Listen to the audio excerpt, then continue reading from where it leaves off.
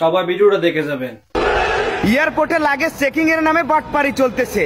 দয়া করে এই ভিডিওটা দেখুন, তারপর আমার কথাগুলো সবাই একটু শুনে যাবেন।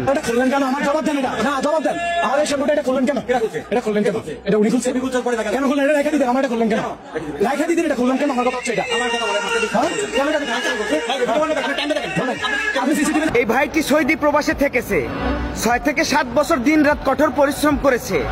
সে তার হালাল উপার্জনের টাকা দিয়ে এই মাল সামানগুলো কিনেছে।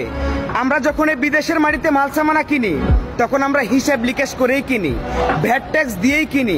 এয়ারপোর্ট থেকে যখন আমাদেরকে পাস করে দেওয়া হয় তখন আমাদেরকে পর্যাপ্ত করা চেকিং এর মাধ্যমে পার করে দেওয়া হয়। তাহলে আমাদের নিজের দেশে গিয়ে কেন আমাদেরকে এমন প্রতারণার শিকার হতে হবে? কেন এয়ারপোর্টের একজন সাধারণ কর্মচারী একজন প্রবাসী ভাইকে হুমকি ধামকি দেবে? কেন আমাদেরকে এয়ারপোর্টের সাধারণ কর্মচারীদের হাতে নির্যাতনের শিকার হতে হবে? মাননীয় প্রধানমন্ত্রী ডক্টর ইউনূস স্যার দেশের জন্য এত কিছু করেছেন, দেশের জনগণের জন্য এত উন্নত করতেছেন, প্রবাসীদের জন্য কি করেছেন? সামান্য এয়ারপোর্টের দুর্নীতি আজ পর্যন্ত বন্ধ হলো না।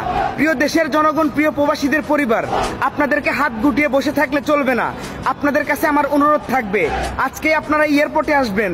এয়ারপোর্টে যত দুর্নীতিবাজ রয়েছে সবাইকে পিটিয়ে এয়ারপোর্ট থেকে বের করতে হবে। প্রিয় প্রবাসী ভাই ও বোনেরা, আপনাদের সবাইকে একজোট হতে হবে। সোজা আঙ্গুলে ঘি উঠবে না, আঙ্গুল বাঁকা করতে হবে। এয়ারপোর্টে চেকিং এর নামে লাগেজ কেটে মালসামানা চুরি করতেছে এই দুর্নীতিবাজরা। এদেরকে উচিত শিক্ষা দিতে হবে।